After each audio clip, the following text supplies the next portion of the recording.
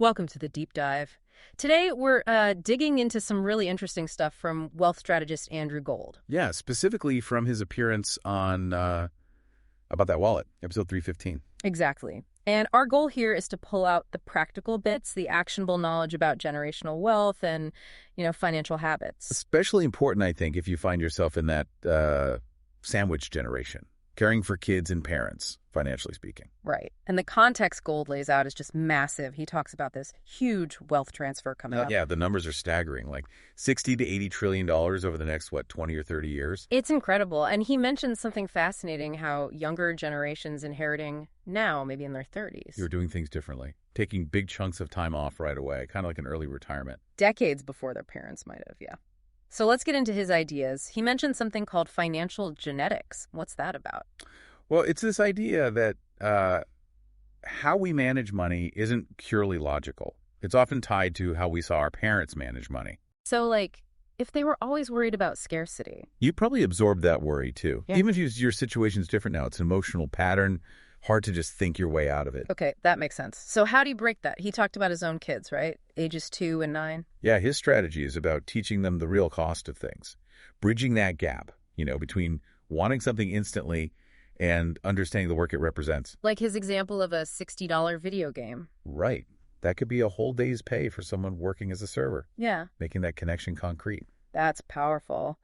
And it ties into this idea he mentioned, a kind of proactive shift happening. Mm-hmm. That's parents realizing that the old way, money is adult business, just doesn't cut it anymore. Because the costs kids face today, like college, are just so much higher. They need that early exposure. Exactly. Prepare them for what's coming, including potentially managing that inherited wealth we talked about. He also mentioned showing kids their accounts grow.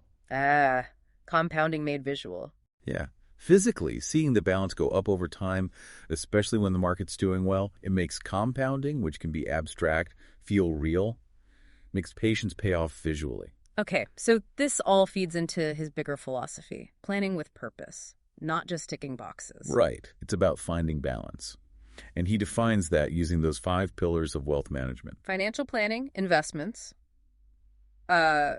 taxes, estate planning, and risk. And the key thing is how they all connect, right? Yeah. Your investment choices affect your taxes down the line, which impacts your estate plan. It's all linked. Which brings us to a really important warning he gave about negligent gratification. Ooh, yeah. That one hits home for a lot of people. It's the trap of saving too much. Driven by that scarcity mindset, maybe those financial genetics again? Could be. You end up hoarding, maybe missing out on important moments like time with young kids because you're working constantly to save. Or putting off that dream trip until you're older and maybe your health isn't up to it. Bad knees, like he said. Yeah, exactly. And for the sandwich generation, juggling, saving for retirement, maybe helping kids and parents, that pressure makes this negligent gratification a real risk. So how do you avoid that? He had a take on retirement planning, particularly for older folks. Yeah, for those over 50 or 60, he suggested thinking in phases. Phase 1, realizing, okay, my financial security is actually handled. I'm good. Okay, phase 1 is recognition. Phase 2 is shifting focus to lifestyle. Maybe cutting back work hours, actually using that vacation time. And phase 3? Full retirement, enjoying the fruits of that planning. Right. So let's pivot to some actionable investment tips he mentioned, especially for getting kids started. Okay, so he touched on 3 main accounts. First, the 529 for college savings. And he mentioned that recent change, right? You can roll over some of it into a Roth IRA now. Up to $35,000, yeah. It adds flexibility, though you could argue if it's a sign that 529s aren't quite keeping pace with college costs.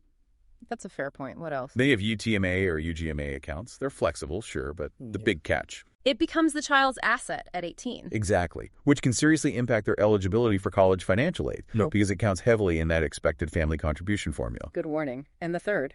The Roth IRA. Powerful, but the child needs earned income. Still, he mentioned that 30 by 30 idea. Get $30,000 invested by age 30. And the compounding, tax-free, could realistically get you to your first million by retirement. It shows the power of starting early. Okay, so for someone just starting out, maybe a young person, where do they begin? Avoid getting burned early. His advice was pretty clear. Start broad.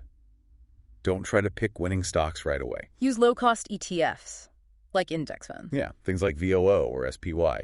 that track the S&P 500. You instantly get diversification across 500 top U.S. companies. It helps build positive momentum without huge risks from speculating. Makes sense. What about crypto? Always a hot topic. His take was moderation, everything in moderation. So not avoiding it entirely, but Keeping it small, like 1% to maybe 5% of your total portfolio. The thinking is if it goes to zero, you only lost a small bit. But if it takes off, The upside could be significant. It's framed as a bet against, say, long-term U.S. dollar devaluation versus Bitcoin's limited supply, a small calculated risk. interesting logic. Okay, wrapping this up, looking at the big picture. Investing over the long haul. Yeah, his final thought, kind of his personal mantra, was really powerful. Think in decades. Not days or months. Decades. Bet on yourself, be patient. And remember that phrase for writing out the inevitable market ups and downs. This too shall pass. Have that mental resilience. Think in decades. That's a great takeaway.